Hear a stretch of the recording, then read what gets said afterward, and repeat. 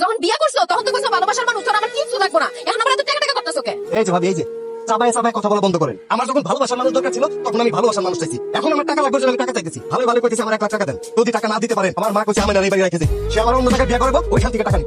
কি মগের হুলুস পাইছো? আমার ননদ রে তুমি আরেকটা বিয়ে করবা, একদম তারই নিচে তোর মামলা দিয়ে দিছে, এবার খাওয়া ছাড়ো। এই কি কইলেন আপনি? এই কি কইলেন আপনি? আপনি আমার জেলের ঢুকি দেন, জেলের ভাত খাবেন। বেশি কথা কই না, বেশি কথা কইলে আপনার ননদে এখন এই মুহূর্তে 3 কথা কইতা লাগে। দেশ সাহসটাকে দাঁড়াতে দেই, তোর কত বড় সাহস? আপনি আমার সাহস দেখতে চান? আচ্ছা আচ্ছা দেন তাহলে 1 তালাক। আল্লাহ ভয় লাগে ভাই, আমার বোনটা তুমি তালাক দিও না। আমার বোন তোমার অনেক ভালোবাসে, ওরা তালাক দিলেও মরে যাবো না। আপনার বোন মরুক নাহলে বাঁচুক সেটা তার ব্যাপার। টাকা না পাইলে আমি তার তালাক দিব। জমি যদি আমার শ্বশুরের কাছ থেকে কিনা থাকেন তো দলিল দেখান, দেখান দলিল। এই তোর দম দাও কেন? তুই কে? আমি কে? আমি এই ছাত্রের বউ, এই জমির মালিক আমার স্বামী। আপনারা এইখান থেকে বাইরে তাইলে কিন্তু তুমি কথা বলতেছ কিসের জন্য? তুমি কথা বলতেছিল তো চুপ করেছিলাম। কাকা আমার বউ কি বললো শোনেন নাই? আপনার জমি থেকে শুনে যান, জমি মানে কাম নেই। এই জমি থেকে তোরা দিকে সরে যা। এই দাও দেখতেছিস না? কুপায় গাছ থেকে কল আলাদা করে দেবো যা। এই কি করবি? মাইরা ফেলাইবো, মাইরা ফেলা, সাহস থাকলে ফেলা। এই জমিটাও আমি দখল করতে দিব না। এই মহিলা তোর বড় বড় সব হইছে। হ্যাঁ এই বাড়িটা কেন জমি খারিজ হচ্ছে? কুকে কুকে ভাড়া কুমাইয়া। আমার সংসার সারা সারা জীবনের জন্য কেন চলে যেতেছো? কারণ তুই ভীতু, কাপুরুষ। তোর চাচাতে তোর জমি দখল করে ফেলাইলো, তুই কিছুই কইতে পারলি না। চেয়ারম্যান যে ঘুষ খায় তোর চাচার পক্ষে কথা বললো, সেখানে তুই ভয় কিছু কইতে পারলি না। মানুষ, আমগো গরু, ছাগল, ফল, ফ্রুট সবকিছু নিয়ে যায়, তুই ভয় কিচ্ছু কস না। বিদেশে যাওয়ার জন্য জমি বিক্রি করে 3 লাখ টাকা দালালে দিলি, দালাল সেই টাকাটা মাইরা খাইলো। আমি কয়দিন পর পর তার সাথে গিয়ে ঝগড়া করি, তুই ওখানে যাও কিছু কস না, তোর বলে ভয় করে। তো সংসার করে কি করু? তোর সামনে দিয়ে যদি কেউ আমার তুলে নিয়ে যায়, তুই তো চায় চায় দেখবি, ওই কিছু করতে পারবি না। তোর মতো কাপুরুষের সাথে আমি আর থাকবো না, আমি চলে গেলাম। সে বলি তুমি আমার ছেড়ে দাও না, তোমার ছাড়া আমি থাকতে পারবো না, তোমার আমি অনেক ভালোবাসি। আমার বাবা এখন পর্যন্ত আমার সঙ্গে কথা কয় না, আমাকে বিয়া মাইনা নেয় না। চাইলে আমি বাপের বাড়ি পর্যন্ত যাইতে পারি না, পরে আমি তোমার সংসার কইরা গেছি। কিন্তু এইবার আমার ধৈর্যের বাঁধ ভেঙে গেছে, তোর সংসার আমি আর করব সে বলি তোমার আব্বা তোমার বাড়িতে যাইতে পারো না, তুমি আমার বাড়ি ছেড়ে গেলে কই থাকবা? কটরেলে গাছতলায় গিয়া থাকো, বনবাসে যাবো, সন্ন্যাসে যাবো, আমি ভিক্ষা করে খাবো, তাও তোর মতো বিধবা পুরুষের সাথে আমি সংসার করবো না। আমি গেলাম। না না ভাবি, তুমি যাইতে পারবে না, আমি তোমার যাইতে দেবো না। আরে তুই কেন? আমার বড় শ্বশুর শাশুড়ি যদি কবর থেকে উঠে এসে আমার আটকায়, তাহলে আমার আটকাইতে পারবো না, আমি যাবো। সে বলি তুমি যেতে পারবো না, গেলে আমার লাশের মধ্যে যাইতে দেবো। তুই তো জিততে লাশ, তুই মহিলা ভূত হয়ে গেলে আমার গাছ কাটতে পারবি না, দেখ তোর ডিঙ্গা কেটে যা। তুমি কি শরবতের মধ্যে বিষ মিশাইছো? বিষ মিশানো শরবত তুমি আমার খেতে মিশো কেন? তোর মহিলা ফলানোর জন্য। তুমি আমার কেন মারবা? আমি তোমার স্বামী লাগি। তুই একটা ভীতু কাপুরুষ। তোর চাচা আর চাচতো ভাই জমি দখল করে ফেলাইতেছে, আমরা দুই মাইয়া যায় মারামারি করে এসেছি, আর তুই ভয় ধর দিছিস না?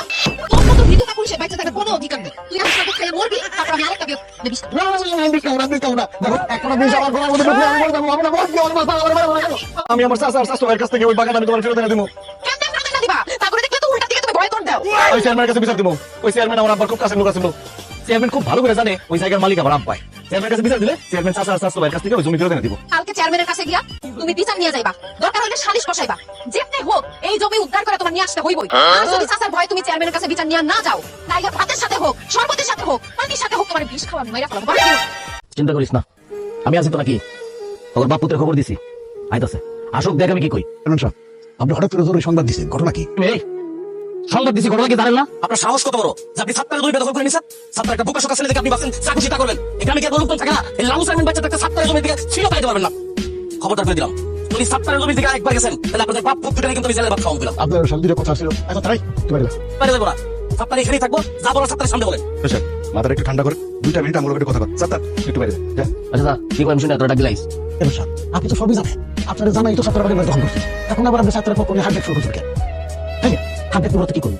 আপনারা আমার কথা কি ছিল যে ছাত্রের জমি দখল করবেন, আমি কোনো কথা বলার চেষ্টা থাকবো, 50,000 টাকা দিতে টাকা টাকা আমার সাথে করে নিয়ে 50,000 ছাত্রের বুঝি মধ্যে বুঝে দিবেন। এই বাগানের মালিক আমার বাপ, বলছে জীবনে কোনোদিনই বাগানের আশেপাশে না আসে, ঠিকঠাক করে বুঝে দিবেন। 50 ঠিক আছে, বুঝে না একদম চিন্তা করিস না, টাকা যেহেতু পাই গেছি ছাত্রের আমি বাগানের আশেপাশে দেখে দেবো। চেয়ারম্যান সাহেব, আপনি আমার চাচার কাছ থেকে ঘুষ নিতেছেন? বেদব টাকাটা ফেলাই দিব, বেদব কোথাকার, মুখের উপরে কথা কস মূর্খ। এই তুই বুঝতে কই? তোর চাচা খুশি আমার কত টাকা দিছে, এই ঘুষ হয়ে গেছে, টাকা ওদের হাতে বস, এই বস করতে তুই ঘুষ কম ওনাদের কি কমু? বকশিস হইতে পারো, তুই এটা কইতে পারো যে না সম্মানী। তোর বাপে মরার আগে এই বাগানের টোটাল জায়গা তোর চাচার কাছে বেঁচে নিয়ে গেছে। তোর চাচা তো আমার দলিল দিল, হায় হায় হায় হায় হায়, দলিল দেখে তো আমি টাসকে খাই গেছি। তোর বাপের করছে নাকি? কোন সূত্রে তোমার মানে অন্তত চাচা? আপনি খুব ভালো করে জানেন আমার আব্বাই চাচার কাছে জমি বিক্রি করে নাই। আপনি চাচার কাছ থেকে ঘুষ নিয়ে মানে এই বকশিসের টাকা নিয়ে এখন চাচার পক্ষে কথা বলেছেন? বেদবের মতো কথা কস, মুখে তত কথা শিখছ? লালু চেয়ারম্যান কি কোনো দলিল না দেখে কথা বলে? তোমার বাপে তোর চাচার কাছে জমি বিক্রি করে গেছে, এটা সত্য। যেহেতু এখন কয় সূত্রে এই জমির মালিক তোর চাচা, খবরদার এই জমির আশেপাশে তুই যাবি না। যদি যাস তোর চাচা আর তোর চাচা তো ভাই মিলা তোর ভূমি দখল মামলা জেল খানাইবো, তখন আমার কিছু করার থাকবো না। Mind it. বাংলা কথা বলেন না, আজকে আপনার বিচার হইব। এই বেদবের বেদব কথাবার্তা সাবধানে কইবি। মনে থাপড়েছিলাম আজকে একদম থাপড়ে তো 32,000 ফেলা দেবো, আর তুই আমার কি বিচার করবি? আমি কি করছি? আপনি একটা ঘুষখোর, আপনি রিলিফের সাইল চোর, আপনি একটা নেশাখোর, আপনি একটা চরিত্রহীন, এই গ্রামের মা বোনের দিকে বদনজর দেন, আপনি একটা দুর্নীতিবাজ, আপনি একটা দখলবাজ, আপনি একটা চাঁদাবাজ, আপনি একটা ভোট চোর। আচ্ছা, লালু চেয়ারম্যান নিয়ে কথা করার আগে 10 বার চিন্তা করবি। তুই আমার উল্টা কথা কর। আর কইছে আমি বেশি দিন বাঁচব না। আমি মরে যাব, তোরে মরো। তোমার সামনে শিকার কর, একটা ঘুষখোর।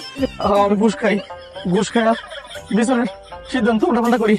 তোর চাচার কাছ থেকে ঘুষ খায়া তোর যে বাগানের জায়গাটা ছিল এটা আমি তোর চাচারে দখল করতে কইছি।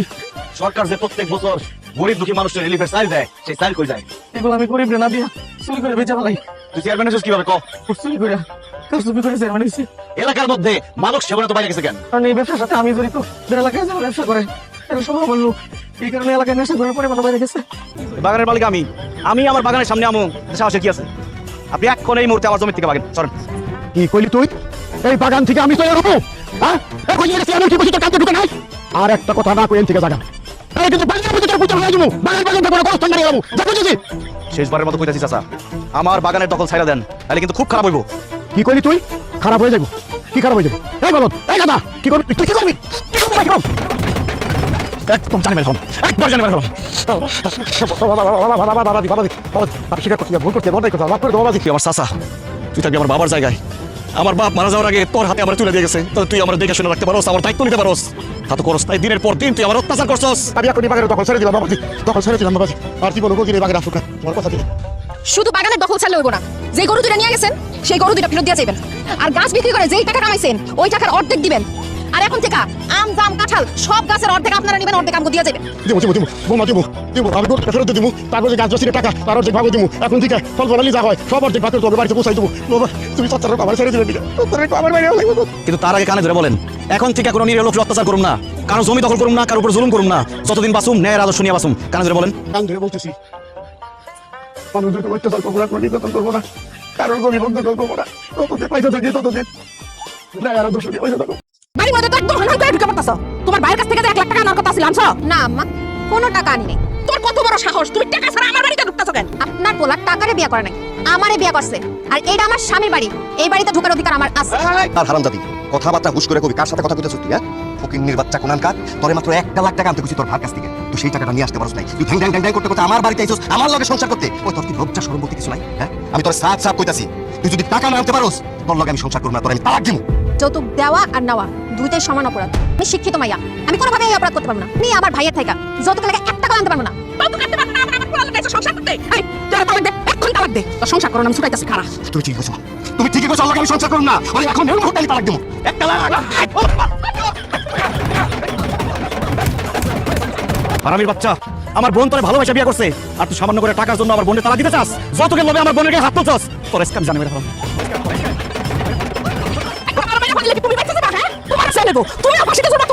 তো আপনি মনে জানেন না, ডাক্তার আমার কই দিছে আমি এমনিতেও বেশি দিন বাঁচব না। ওই যে যখন যাবো আপনার পোলারে মাইরা ফাঁসি দিতে আমার কোনো সমস্যা নাই। আমার বোনের অত্যাচার করছে, তোর স্ক্যাম জানি মেরে ফেলাম। একটা কথা শুনে ভাইজান, আমার আসলে কোনো দোষ নেই ভাইজান। আমি একটু অলস প্রকৃতির মানুষ তো, কাজকর্ম করতে চাই না। আমার মা কয় কি তুই যেহেতু অলস কাজ করবি না, তাহলে যা তোর শ্বশুর বাড়িতে যৌতুক নিয়ে এই বার বুদ্ধিতে আমি আপনার কাছে যৌতুক চাইছি, আমার নষ্ট করছে মহিলা। ও ডাইনির বাচ্চা ডাইনি, তুই তাহলে আসল ঘষে বেগম, তোর স্ক্যাম জানি মেরে ফেলাম। আব্বা আপনার খবর দিছি শেফালির এখান থেকে নিয়ে যাওয়ার জন্য। খালিরে আপনি আপনার বাড়িতে নিয়ে যান। এটা তুমি কি কও? সেখানে আমি আমার বাড়ি থেকে লিয়ে লয়ে যাবো?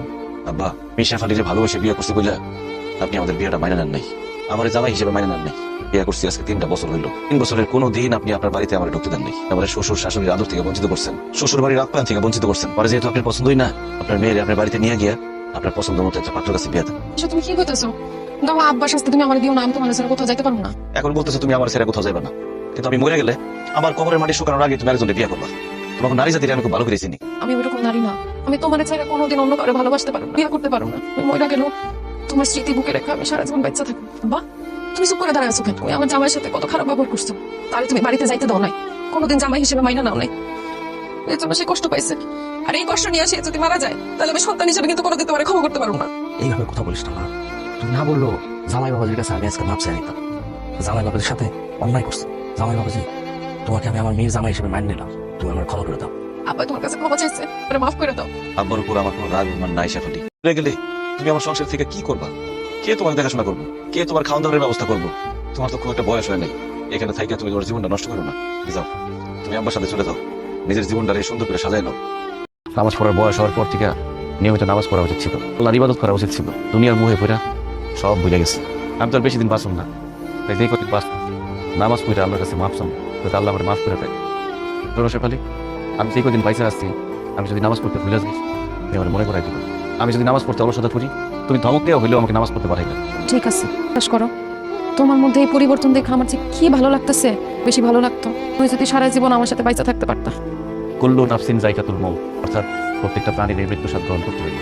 আল্লাহ আমাদের সবাইকে একটা নির্দিষ্ট হায়াত দিয়ে দুনিয়াতে পাঠাইছে। হায়াত শেষ হয়ে গেলে আল্লাহর কাছে ফিরে যেতে হবে।